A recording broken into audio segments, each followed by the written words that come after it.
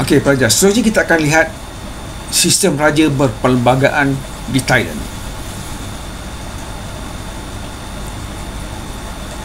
Raja Thai ataupun Rama, seperti Raja Mongkut, Raja Chulalongkorn, antara raja yang memodernkan negara Thai pada waktu itu.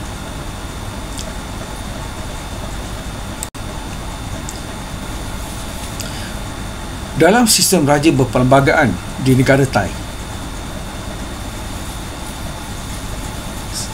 perlembagaan berada di atas, di mana Raja Thai ataupun Rama tertakluk kepada perlembagaan, dan Raja Thai mengetuai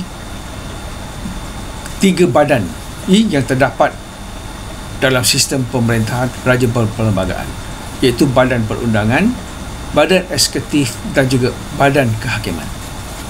Di mana Raja Thai merupakan ketua negara Thai dan berkuasa untuk melantik Perdana Menteri, iaitu Perdana Menteri yang dipilih oleh rakyat melalui pilihan raya umum melalui parti yang berjaya membentuk kerajaan dan mendapat majoriti pada waktu itu.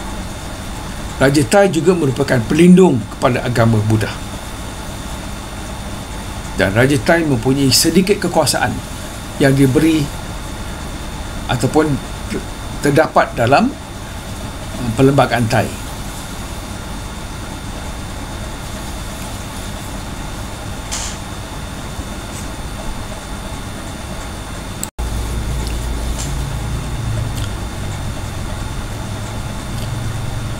Dalam sistem raja berperlembagaan di negara Thai,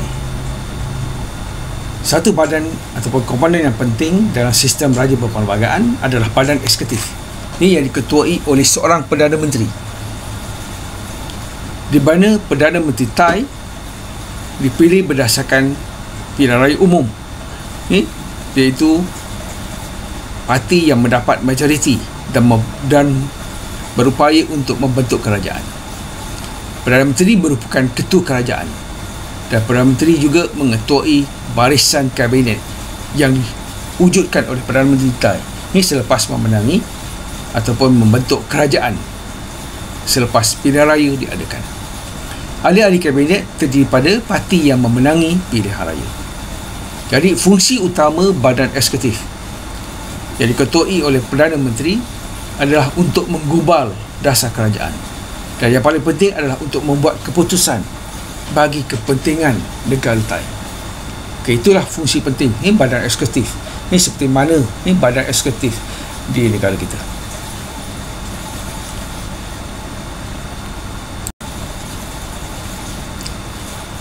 Komponen kedua penting dalam sistem raja berperlembagaan di Thai adalah Badan Perundangan, yang juga merupakan Parlimen Thai.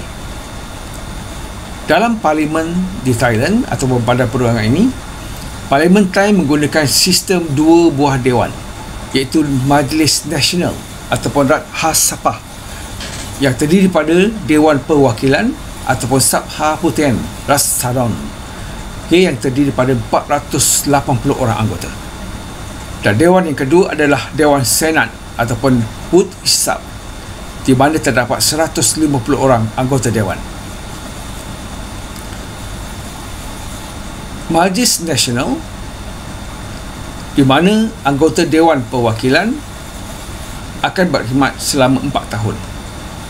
Manakala dalam Dewan Senat pula, yang dikenali sebagai senator, akan berkhidmat selama 6 tahun. Jadi kedua-dua dewan ini berfungsi untuk menggubal undang-undang negara Thai. Jadi Badan Perundangan juga merupakan satu badan yang bebas. Ini mengikut peruntukan perlembagaan Thai.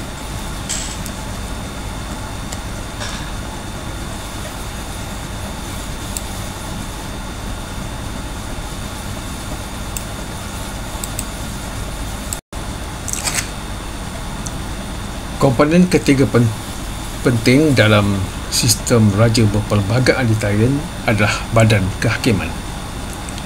Badan Kehakiman mempunyai bidang kuasanya tersendiri yang bebas daripada badan eksekutif dan juga badan perundangan. Pentadbiran badan kehakiman di bawah Menteri Kehakiman dan juga Suruhanjaya Kehakiman. Dalam badan kehakiman di Thailand, Suruhanjaya Kehakiman bertanggungjawab mengawasi perjalanan badan kehakiman. Di mana Raja Thai dengan persetujuan Suruhanjaya Kehakiman boleh melantik, menukar dan juga memecat seseorang hakim. Mahkamah tertinggi di negara Thai ialah Mahkamah Agung ataupun DIKA yang terdapat di Bangkok. Mahkamah-mahkamah lain adalah seperti Mahkamah Rayuan, 3 mahkamah daerah, Mahkamah Jenayah dan juga Mahkamah Sivil. Dan setiap wilayah juga mempunyai Mahkamah Jenayah dan Mahkamah Sivilnya sendiri. Okey, ini adalah komponen penting dalam badan kehakiman di negara Thai.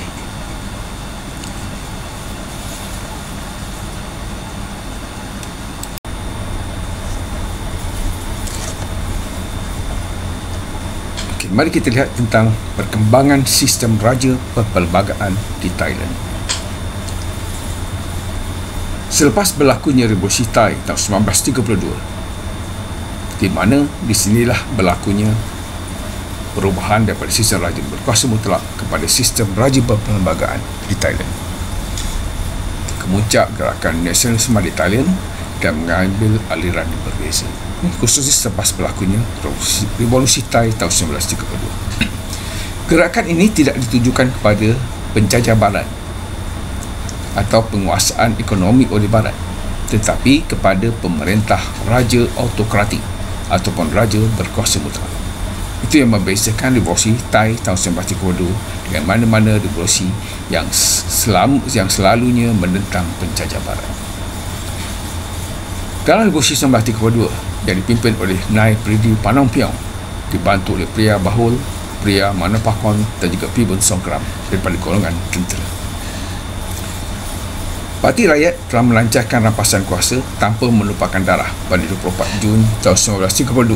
Ini yang dikatakan sebagai Revolusi Thai tahun 1932. Mereka telah mengambil alih pentadbiran dan membentuk kerajaan sementara sehinggalah Raja Praja Dipok kembali semula ke Thailand dari England.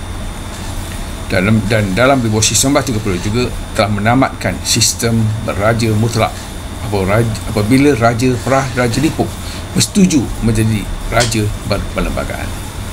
Maka sebuah kerajaan berperlembagaan sementara dibentuk dengan Nai Pridi Panompiong sebagai ketua kerajaan.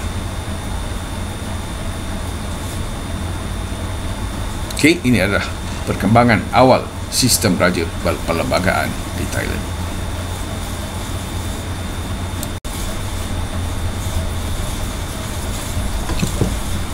Mari kita fahami apa dikatakan sebagai ciri-ciri perlembagaan sementara. Dalam perlembagaan sementara yang diketuai oleh Nai Pridi Panompiong tadi, pertama, hak istimewa raja telah dihapuskan kecuali hak memberi pengampunan. Kedua, putera raja tidak dibenarkan memegang jawatan menteri ataupun jawatan tinggi dalam perkhidmatan awam dan juga tentera. Ketiga, Parti Rakyat memerintah buat sementara dengan bantuan Dewan Senat, di mana 70 orang ahli berpendidikan barat telah dipilih untuk menganggotai Dewan ini. Pilihan raya akan diadakan dalam masa 10 tahun. Okey, inilah yang menjadi asas kepada sistem raja berperlembagaan di Thailand.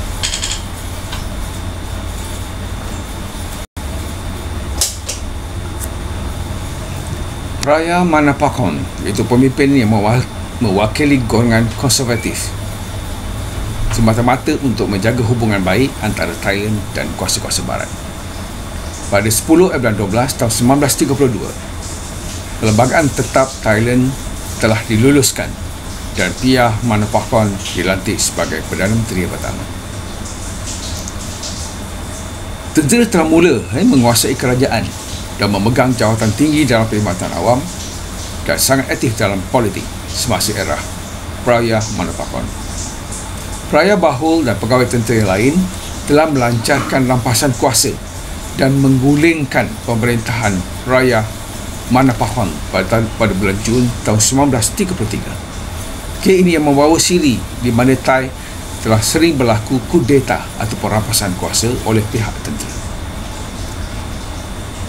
Tentera terus menguasai politik negara Thai sehingga tahun 1944, dan pada Oktober 1933 kerajaan Praja Bahul telah menerima tentangan hebat daripada kaum kerabat diraja di bawah pimpinan putera Bovarik, iaitu sepupu kepada Raja Praja Dipo.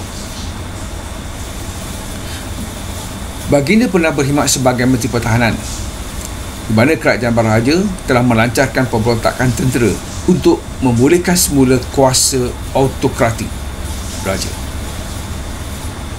Jadi ini adalah satu usaha dari pihak kerabat diraja untuk mengembalikan semula sistem monarki berkuasa mutlak di Thailand dan menolak sistem raja berperlembagaan. Dalam pemberontakan ini, baginda berjaya menawan lapangan terbang Dong Muang dengan bantuan dan sokongan tentera serta golongan konservatif,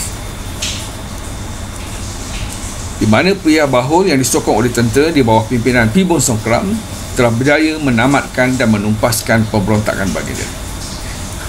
Baginda melarikan diri ke Saigon di Vietnam, dan kegagalan ini telah menjatuhkan maruah kerabat diraja dan rakyat hilang keyakinan terhadap raja.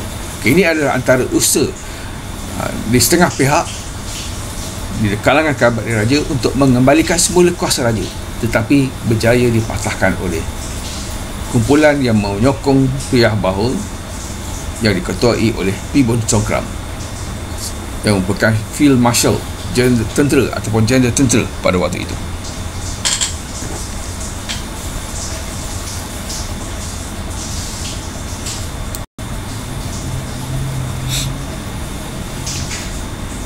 Dalam usaha untuk mengembalikan raja berkuasa mutlak di Thailand yang diketuai Raja Praja Dipo, di mana Raja Praja Dipo ini disyaki terlibat dalam pemberontakan. Akibatnya baginda telah turun takhta pada tahun 1935 dan menetap di England dengan alasan untuk mengubat matanya yang sakit. Ini memberi kedudukan Praja Bahul semakin kuat, dan beliau telah melantik Pridi Panompiong sebagai Menteri Luar dan Pibon Songkram sebagai Menteri Pertahanan. Praja Dipo yang meletakkan jawatan itu diganti oleh puteranya, iaitu Ananda Mahidol. Pada tahun 1938, Pibon Songkram mengambil alih sebagai Perdana Menteri Thai dan Pridi Panompiong menjadi Menteri Keuangan. Semasa serangan Jepun dalam Perang Dunia Kedua, Thailand telah mengamalkan dasar peruh Jepun, dan ini membolehkan Thailand mengekalkan kemerdekaannya. Dan pada tahun 1939, Pibon Songkram telah menukar nama Siam kepada Thailand, iaitu Tanah Bebas. Inilah keadaan perkembangan dalam sistem raja berperlembagaan di Thailand. Perkembangan sistem raja berperlembagaan di Thailand, kalau kita lihat pada tahun 1941, Thailand telah menandatangani perjanjian dengan Jepun dan bersetuju membenarkan tentera Jepun menggunakan wilayah Thailand untuk menyerang Myanmar dan juga Tanah Melayu. Pada 21 bulan 2 1941, Jepun dan Thailand telah membentuk perikatan dan mengisytiharkan peperangan ke atas Amerika Syarikat dan Britain di kawasan Pasifik. Pada masa yang sama, Duta Thailand di Amerika Syarikat, iaitu Sandy Pramyok, enggan mematuhi perisytiharan perang tersebut. Beliau telah menubuhkan kerajaan buangan. Dia disokong oleh pergerakan Thai bebas di Amerika Syarikat. Pridi Panompiong pula telah menubuhkan gerakan bawah tanah, iaitu satu gerakan anti-Jepun, dan mengadakan hubungan rapat dengan pergerakan Thai bebas yang berpusat di Amerika Syarikat.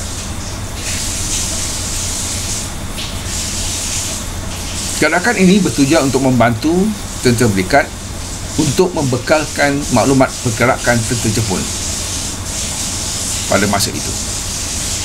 Pada Julai 1944, Pibun Songkram dipaksa meletakkan jawatan dan Perdana Penampian melantik Kuang Apiu Haong sebagai Perdana Menteri yang baru. Pentadbiran Kuang Apiu Haong bertahan sehingga Ogos 1945 sebelum disingkirkan dan digantikan oleh Seni Pramoch.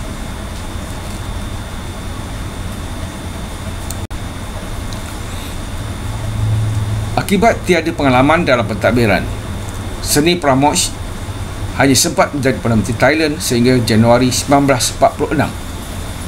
Pada tahun 1946, Perdana Penampian dilantik sebagai Perdana Menteri seterusnya. Beliau terpaksa meletakkan jawatan sebagai Perdana Menteri selepas peristiwa pembunuhan Raja Ananda dan beliau dituduh oleh Parti Sayap Kanan sebagai perancang kematian baginda. Perdana Penampian digantikan oleh Tamrong Nawasawat pada tahun 1947.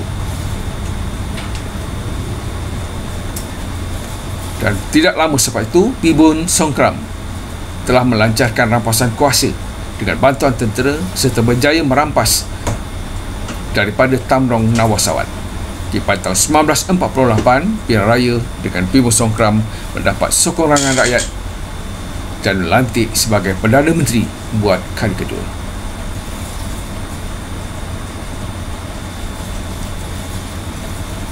Jadi di Thailand sering berlaku kudeta atau perampasan kuasa di antara pihak tentera dengan kerajaan yang dipilih oleh rakyat melalui pilihan raya. Itulah yang berlaku dalam perkembangan raja berperlembagaan di Thailand. Bahagian yang terakhir dalam sistem pemerintahan yang perlu kita faham adalah sistem demokrasi berparlimen. Bila kita kaitkan sistem demokrasi berparlimen sama ada di Filipina ataupun di Thailand, Filipina dengan sistem sistem pemerintahan berpresiden, dan manakala Thailand pula ada sistem pemerintahan raja berperlembagaan. Dalam sistem demokrasi berparlimen, perlembagaan di atas, presiden di bawah, begitu juga raja juga berada di bawah ataupun tertakluk kepada perlembagaan. Jadi dalam sistem demokrasi berparlimen yang berasaskan kepada perlembagaan sebagai undang-undang tertinggi di dalam negara, perlembagaan membagikan bidang kuasa tertentu seperti badan eksekutif, badan perundangan dan badan kehakiman. Jadi ketiga-tiga badan ini mendapat peruntukan daripada perlembagaan yang berada di atas dari segi pemerintahan. Presiden adalah ketua negara dan ketua kerajaan serta dibantu oleh kabinet di Filipina. Manakala di negara Thai pula, dalam sistem amalan demokrasinya, raja adalah ketua negara dan Perdana Menteri adalah ketua kerajaan. Dalam sistem demokrasi juga menjelaskan bahawa badan perundangan yang bertugas untuk mengubal undang-undang dan terdiri daripada Dewan Kongres dan juga Dewan Perwakilan di Filipina contohnya. Jadi ahli dipilih melalui pilihan raya. Itu yang dikatakan sebagai sistem demokrasi berparlimen. Itu juga kita lihat badan yang kedua, itu badan kehakiman yang ditugaskan untuk melaksanakan undang-undang berdasarkan peruntukan yang termaktub di dalam perlembagaan negara, sama ada di negara Thai ataupun di Filipina. Jadi dalam parlimen yang terdiri pada dua buah dewan, itu Dewan Perwakilan dan Dewan Senat, di mana ahli Dewan Perwakilan dipilih melalui pilihan raya setiap 4 tahun. Ini menunjukkan adalah ciri demokrasi berparlimen yang diamalkan. Walaupun di Thailand sering berlaku kudeta atau perampasan kuasa tentera, menyebabkan kerajaan yang dipilih oleh rakyat sering dijatuhkan. Ini adalah satu proses di negeri Thai dalam usaha mereka untuk menjadikan mereka sebuah negara yang demokrasi. Dalam kelamaan proses kudeta ini tidak lagi berlaku dan semakin berkurangan sebab kefahaman mereka tentang amalan demokrasi. Pentadbiran tentera mengambil alih kuasa dengan izin dan perkenan raja sebelum sebuah kerajaan yang baru dibentuk melalui pilihan raya untuk dipilih semula. Kudeta ini sering berlaku dengan alasan kegagalan kerajaan yang dipilih oleh rakyat itu memerintah dengan baik ataupun kegagalan dari segi memberi manfaat kepada keseluruhan warga negara Thai pada sesuatu masa. Jadi kekerapan kudeta sejak Revolusi 1932 menjadikan negara Thai kurang stabil dari segi politik, tetapi mereka semakin matang dalam membentuk negara yang maju pada masa hadapan. Jadi ini adalah satu sistem demokrasi berparlimen yang diamalkan. Ini sama ada di Filipina ataupun di Thailand dalam usaha mereka untuk mewujudkan sebuah negara yang demokrasi. Ini seperti mana yang termaktub di dalam perlembagaan, sama ada perlembagaan negara Filipina yang bersifat republik ataupun perlembagaan negara Thai yang merupakan sistem raja berperlembagaan.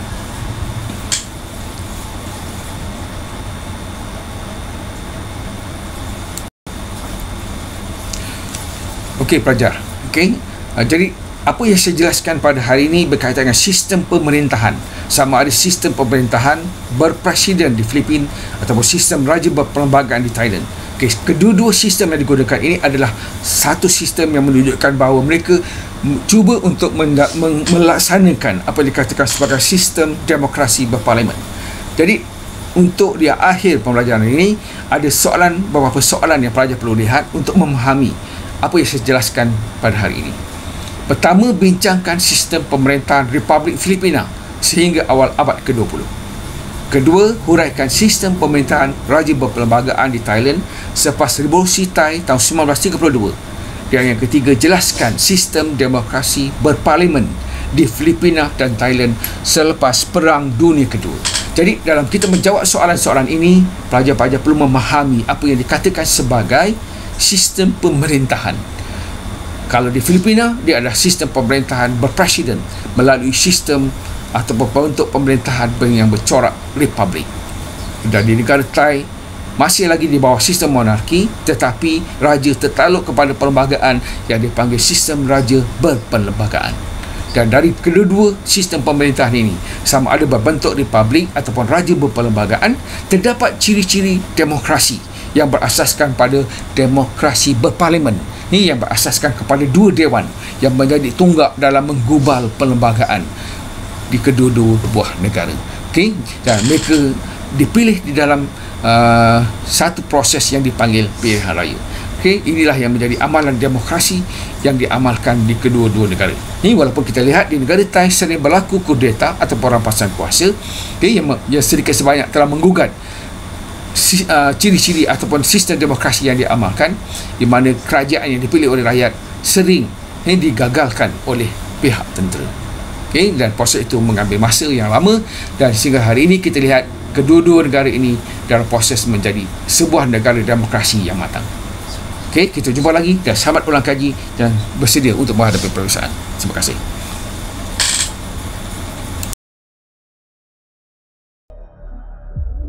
Berminit bersama Siko Sensei. Hari ini kita akan berbincangkan tentang transformasi masyarakat dari segi ekonomi. Perkara penting yang berlaku apabila British meletakkan kuasanya di tanah